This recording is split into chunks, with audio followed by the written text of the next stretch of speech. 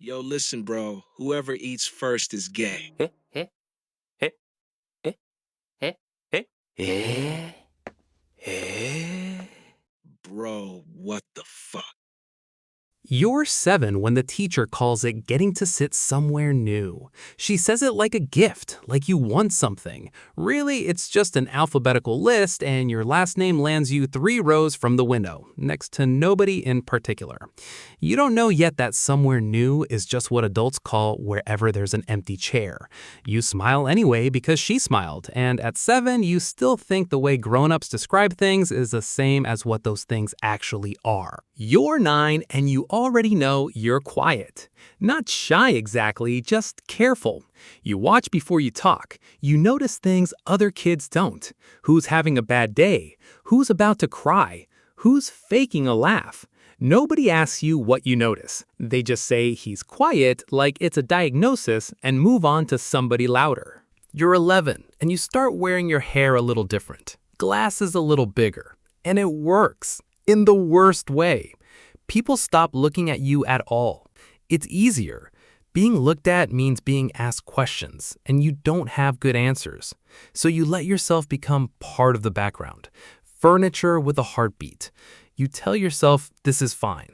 You tell yourself this a lot. You're 13, and a teacher pulls you aside once, not unkindly, and tells you that you're a good listener. She means it as praise. You take it as praise, for a while. It takes years before you notice the pattern in it, that being a good listener is a job people hand you when they've decided you don't have much saying yourself. Nobody asks the loud kids to be good listeners. They ask you because you've already made yourself small enough to fit the role. You're 13, and you get moved around a lot that year. Different desks, different groupings, and every time a teacher explains it, it's some version of the same sentence. This will be good for you. This will help you make friends. And every time you go along with it, because arguing would mean admitting you'd rather just be left where you were, unnoticed. And that's not a thing a 13-year-old knows how to say out loud without sounding strange. You're 15 and it's the first day of high school and the homeroom teacher reads the seating chart off a sheet of paper like it's nothing, like it's just logistics. And then she says your name, and then she says the name next to it, and it's Hori. You've never spoken to her before. You know who she is the way everyone knows who she is. Sharp. Funny, the kind of person a room rearranges itself around without her even trying. And now there's a chair and it's next to hers, and the teacher calls it your assigned seat, like it's administrative, like it's nothing. And you sit down next to the first person who's made you feel anything in years, and you don't say a single word for 40 minutes. You're 15, and in a few weeks in, you say something back when she talks to you, actually talk to you. Ask you about the book on your desk, not performing kindness, just curious. And she laughs at your answer, not at you. And something in your chest does a thing you don't have a word for yet. You go home and you don't tell anyone. There's nobody urgent to tell. That's its own kind of answer. You're 15, and you start noticing the shape of your days around her. Which seat she'll take at lunch, whether she seems tired. You never plan to notice these things, you just do. The way you've always noticed things, except now it isn't harmless anymore. Now it costs you something every single day, because you know exactly what you feel, and exactly how unlikely it is that saying it out loud would go anywhere good. You're 15, and you start noticing the shape of your days around her. Which seat she'll take at lunch, whether she seems tired. You never plan to notice these things, you just do. The way you've always noticed things, except now it isn't harmless anymore.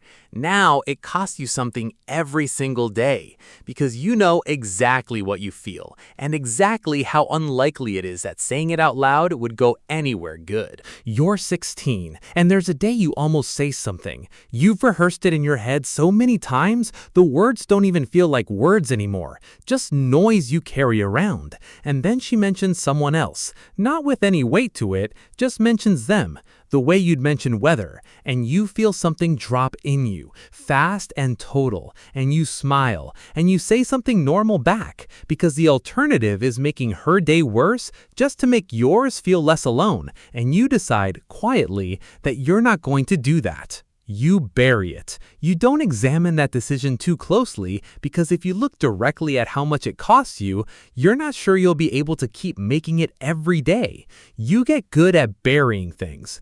It becomes a skill, almost a craft. You learn exactly how much of what you feel you can let show on your face before it becomes a question somebody else has to deal with. You learn to laugh at the right places, half a second after everyone else, so nobody looks too closely at whether the laugh is real. Nobody ever teaches you this. You just build it yourself, piece by piece, out of necessity, the way people build anything they need badly enough and can't ask for help with. You're 17 and you think about just stopping. Not anything dramatic, just pulling back, being less available, letting the friendship cool down to something that doesn't hurt so much to carry. You actually try it for a week. You answer shorter. You sit a little further at lunch when you can, and she notices, asks if you're okay. Actually asks, actually looks worried, and you cave immediately. Because the two options in front of you are hurting quietly next to her or hurting quietly without her. And it turns out that's not actually a choice at all.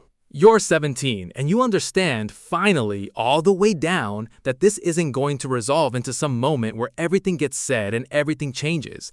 Some people get the version of this story where confessing works. You are increasingly sure you're not one of them. Nobody tells you this directly. You just do the math on years of small evidence and land on an answer you don't like. You're 18 and other people around you pair off, get talked about, get remembered as somebody's first this or that. You watch it happen to people less careful than you, less observant than you, people who just said the thing without doing 17 years of due diligence first. You don't resent them for it. Resentment feels like something you're not allowed to have, since none of this was ever their fault. But you notice it. You notice everything. That's always been the job. There's a version of this year where you let the resentment out, just a little, just to see what it feels like. You don't. You've carried it carefully for so long that letting even a corner of it show feels like it would knock something over that you can't stand back up.